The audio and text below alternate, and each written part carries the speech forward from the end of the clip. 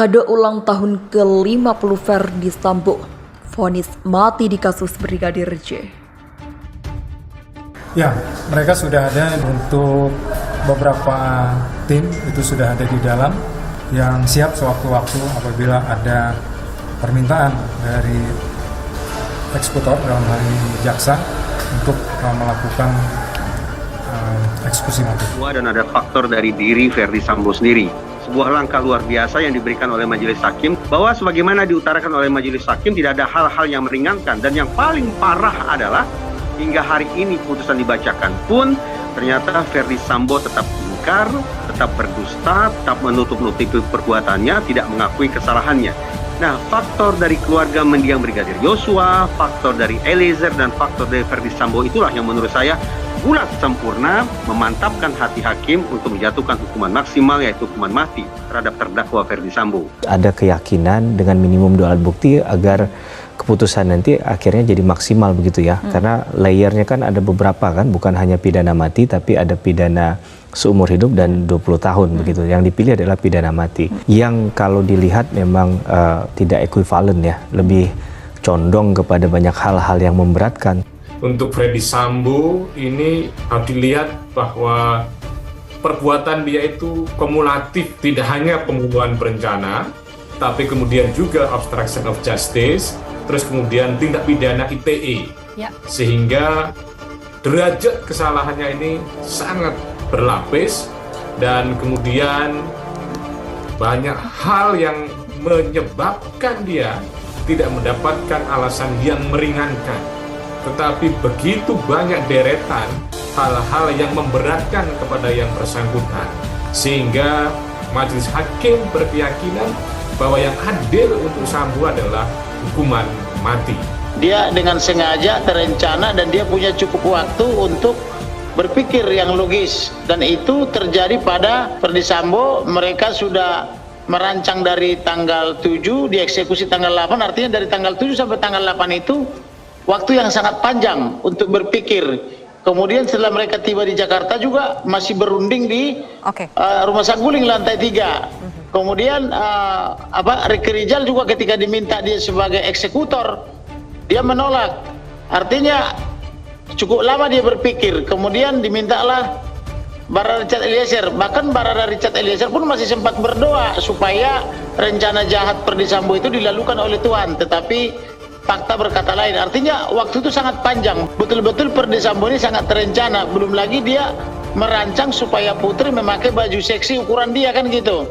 Artinya tidak tiba-tiba Putri ini memakai baju yang pahanya kelihatan 1 jengkal di atas lututnya, kan gitu. Itu kan terencana semua, dan mereka sedang memerankan apa yang mereka rancangkan begitu. Jadi artinya sudah sempurna, terbukti 340. Malah saya hitung tadi ada sekitar 13-14 perbuatan Ferdy Sambo yang sangat jahat. Di awal-awal sidang putusan tadi, Ferdy Sambo juga sudah dengan stres, jadi saya melihat ada blinking rate meningkat.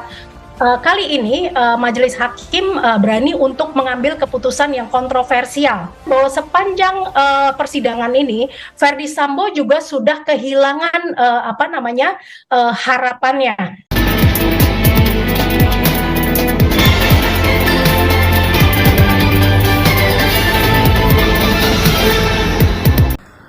Kado ulang tahun ke-50 Ferdy Sambo, vonis mati di kasus Brigadir J. Ferdy Sambo genap berumur 50 tahun pertanggal 9 Februari 2023 lalu. Namun demikian, pada usainya yang telah menginjak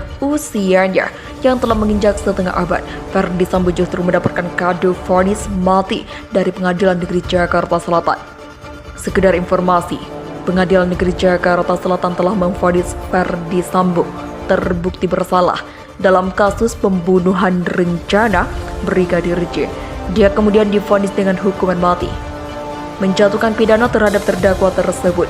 Oleh karena itu, dengan pidana mati, memerintahkan terdakwa tak berada dalam tahanan, menetapkan barang bukti tetap terlampir dalam berkas dikembalikan kepada penuntut umum untuk digunakan dalam perkara lain, ujar Wahyu dalam persidangan.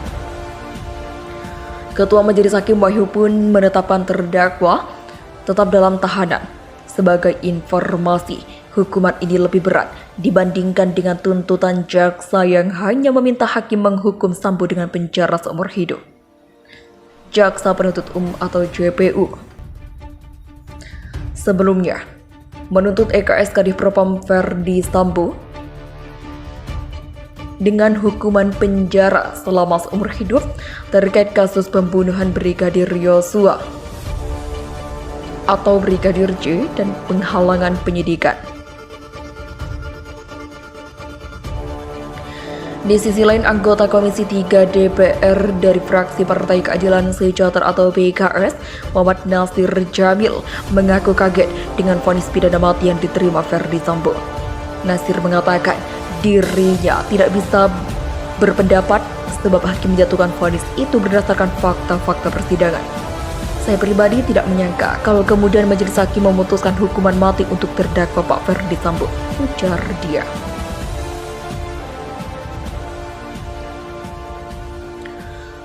Menurutnya, memang banyak orang yang menganggap Sambo layak dihukum. Nasir pun berpendapat putusan hakim berdasarkan refleksi keadilan yang dituntut oleh keluarga korban.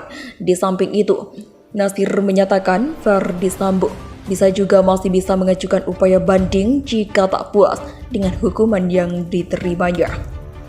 Jadi kalau Ferdi Sambo tidak puas, dia bisa melakukan upaya hukum berupa banding ke pengadilan tinggi, ungkapnya.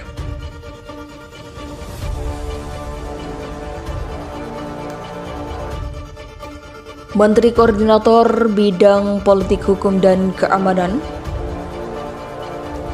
Mahfud MD buka suara mengenai vonis mati yang dijatuhkan majelis hakim kepada Ferdi Sambo.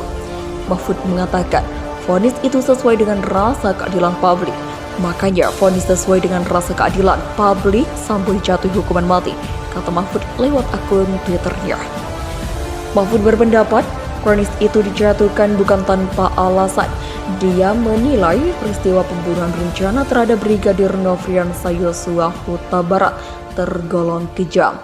Pembuktian yang dilakukan jaksa penuntut umum, kata dia, nyaris sempurna. Peristiwanya memang pembunuhan berencana yang kejam.